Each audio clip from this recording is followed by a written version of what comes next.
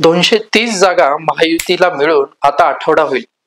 स्पष्ट बहुमत असताना महाराष्ट्राचा मुख्यमंत्री कोण होईल हे अजूनही स्पष्ट झालेले नाही. महाराष्ट्राचे मुख्यमंत्री दिल्लीतून बीजेपी हायकमांड ठरवेल अशी भूमिका महाराष्ट्र बीजेपीने स्पष्ट केली.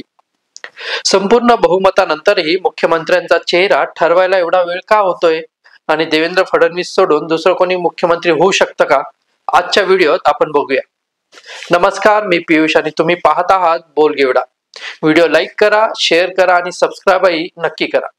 महाराष्ट्रात महायुतीतल्या बीजेपीला 132, शिवसेना शिंदेंना 57 आणि राष्ट्रवादी अजित पवारांना 41 असे एकूण 230 जागा मिळाल्या. सीएमच्या खुर्चीसाठी चढाओढ महायुतीत पाहायला मिळते. त्यामुळेच महाराष्ट्राला अजूनही मुख्यमंत्री पदाचा चेहरा स्पष्ट झालेला नाहीये. मागचे 2.5 वर्ष मुख्यमंत्री असलेले एकनाथ शिंदे निकालानंतर 2 ते 3 दिवस मीडियापासून गायब होते. शिंदे नाराज असल्याच्या बातम्या यायला सुरुवात झाली होती, तर तिकडे शिंदेंनी तातडीची पत्रकार परिषद ठाण्याच्या घरी आयोजित केली. 2.5 वर्षामध्ये महायुतीने केलेलं जे काम आहे आणि महायुतीवर लोकांनी जो दाखवलेला विश्वास जो आहे, म्हणजे एकीकडे विकास कामं जी महाविकास आघाडीने थांबवलेली, ती महाविकास आघाडीने थांबवलेली कामं आम्ही पुढे नेली. आज त्याची प्रतिबिंब आपण पाहतोय. अनेक प्रकल्प सुरू झाले, त्याच्या डीपमध्ये मी जात नाही. आणि दुसरीकडे कल्याणकारी योजना ज्या आहेत, विकास आणि कल्याणकारी योजनांची सांगड आम्ही घातली आणि त्यामुळे मोठ्या प्रमाणावर मला वाटतं हा विजय जो आहे हा जनतेचा विजय आहे. आणि आम्ही सगळ्यांनीच, महायुतीच्या सर्व कार्यकर्त्यांनी या निवडणुकीमध्ये एवढं प्रचंड काम केलं. मला तर आठवतंय, मी पहाटेपर्यंत काम करायचो. पुन्हा थोडे 2-3 तास झोप घेतल्यानंतर पुन्हा माझी सभा असायची. असे हे चक्र जे आहे, हे सत्र पूर्ण निवडणुकीवर चाललं. मी मला वाटतं 180-90 सभा ज्या आहेत त्या घेतल्या. प्रवास मला वाटतं मोजलेला नाही मी, पण प्रवासही निवडणुकीमध्ये प्रचारादरम्यान एवढा केला. आणि एक पायाला भिंगरी लावून जसे कार्यकर्ते काम करतात, एक साधा कार्यकर्ता म्हणून काम करतो, त्याप्रमाणे मी काम केलं. मी कालही कार्यकर्ता म्हणून काम करत होतो, आजही कार्यकर्ता म्हणून आणि उद्याही कार्यकर्ता म्हणून काम करतो. तर मी स्वतःला एक मुख्यमंत्री म्हणून कधीच समजलो नाही. मी एक कॉमन मॅन म्हणून काम केलं. मुख्यमंत्री सीएम म्हणजे कॉमन मॅन अशी माझी धारणा. आणि त्या कॉमन मॅनच्या धारणेमुळे मला कॉमन मॅनमध्ये जाताना कुठलाही प्रोटोकॉल, कुठलाही अडथळा येत नव्हता, कारण मी स्वतःला ते समजत होतो. आणि मी मनाशी एक निश्चय केला होता की या कॉमन मॅनसाठी, या सर्वसामान्य जनतेसाठी या महाराष्ट्रातल्या सरकारमधून आपण काही ना काही केलं पाहिजे. आणि म्हणून कारण मी देखील एक सर्वसामान्य कुटुंबातून आलो आहे, शेतकरी कुटुंबातून, सर्वसामान्य कुटुंबातून. या जे काही सर्वसामान्य कुटुंबाच्या वेदना, व्यथा मी पाहिलेल्या आहेत. मी भाषणात देखील अनेक वेळा म्हणालो, माझ्या आईचा विषय मी मांडला, पत्नीचा माझा विषय मांडला, की कशी ते सगळे काटकसर करायचे आणि कसं घर महिना चालवायचे, कसं त्यांचं नियोजन असायचं, याचं बिल त्याचं बिल सगळं कसं. आणि ते माझ्या डोक्यामध्ये पहिल्यापासून होतं की ज्या दिवशी अशा प्रकारचा अधिकार माझ्याकडे येईल, त्यावेळेस मात्र मी माझ्या सर्वसामान्य लोकांसाठी, मग त्या लाडक्या बहिणी असतील, लाडके भाऊ असतील, लाडके शेतकरी असतील, लाडके ज्येष्ठ असतील, या सगळ्यांसाठी, किंबहुना काही आपले रुग्ण असतील, या सगळ्यांसाठी मी काही ना काही केलं पाहिजे अशी भावना माझ्या मनामध्ये होती. कारण शेवटी ते त्याच्यातून जावं लागतं माणसाला, तेव्हाच त्या वेदना कळत असतात. आता श्रीमंत माणूस, पैशाच्या राशीत लोळणाऱ्या माणसाला कळेल कसं? सोन्याचा चमचा घेऊन जन्माला आलेल्या लोकांना कशी गरिबी कळणार? मग गरीब परिवारातून आल्यामुळे या सगळ्या गोष्टी ज्या आहेत, या वेदना मला समजत होत्या. आणि बरोबर तेच मी या वेळेस केलं. आणि महायुती सरकारच्या माध्यमातून मग आम्ही लाडक्या बहिणींसाठी, लाडक्या शेतकऱ्यांसाठी, लाडक्या भावासाठी आणि इतर सर्व घटकांसाठी आम्ही सर्व इकोसिस्टीम तयार झाली असं म्हटलं तर वावगं ठरणार नाही. म्हणजे परिवारातल्या प्रत्येक सदस्याला काही ना काही सरकारच्या वतीने देण्याचा प्रयत्न केला. काय लोक म्हणतात, काय तुम्ही वाटताय, काय म्हणजे सरकारचं काय काम असतं? सर्वसामान्य कुटुंबातल्या सर्वसामान्य माणसाला सरकार म्हणून काहीतरी आधार मिळाला पाहिजे ही भावना असते, आणि मग ती मी पूर्ण केली. आणि म्हणून या 2.5 वर्षाच्या काळामध्ये मला समाधान आहे. मी खूप आनंदी आणि खुश आहे की या काळामध्ये आम्ही बाळासाहेबांचे विचार घेऊन पुढे गेलो.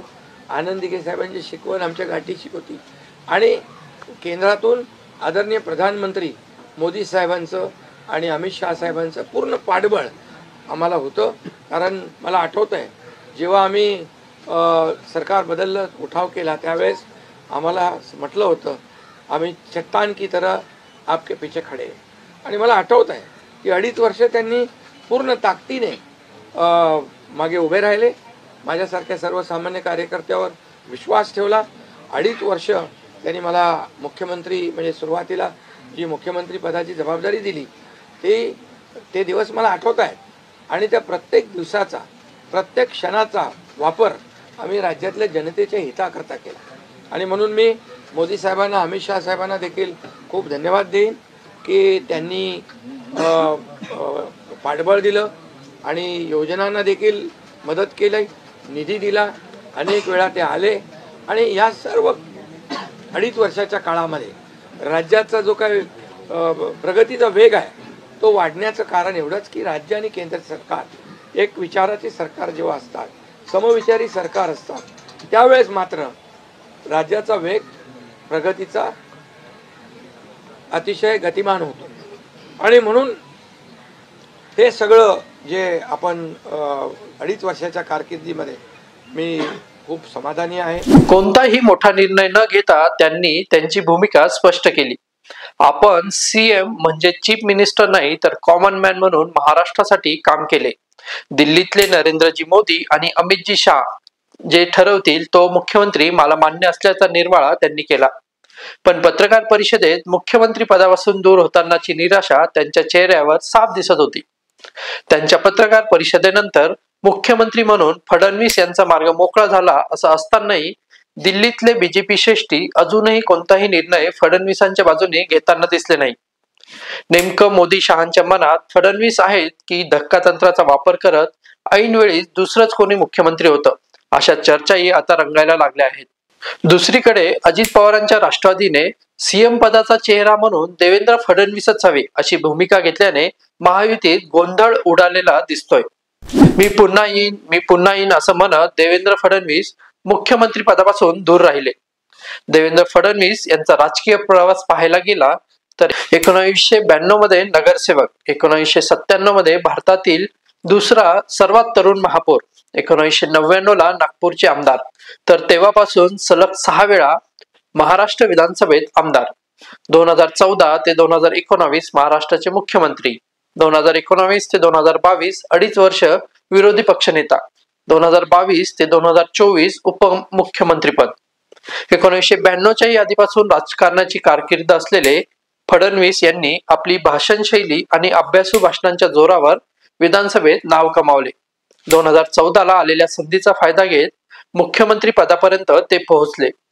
आता 2024 मध्येही बीजेपीसाठी पुन्हा एकदा मुख्यमंत्री पदाची संधी असताना देवेंद्र फडणवीस यांच्या गळ्यात मुख्यमंत्री पदाची माळ पडते की 2022 मध्ये बीजेपी हायकमांडने वापरलेल्या धक्कातंत्राचा वापर करत आताही फडणवीस सोडून दुसऱ्या कोणाला मुख्यमंत्री पद देतात ते पाहणं आता महत्वाचं असेल. फडणवीस नाही तर मग कोण या प्रश्नाचे उत्तर जातं दिल्ली बीजेपी मध्ये आपलं स्थान पक्क केलेले आणि मोदी शहांच्या मर्जीतले विनोद तावडेंचं नावही दबक्या आवाजाने फिरताना दिसतंय. महाराष्ट्राच्या स्तरावर आता तरी देवेंद्र फडणवीस सोडून दुसऱ्या कोणाला मुख्यमंत्री पद भेटेल याची शक्यता कमीच आहे.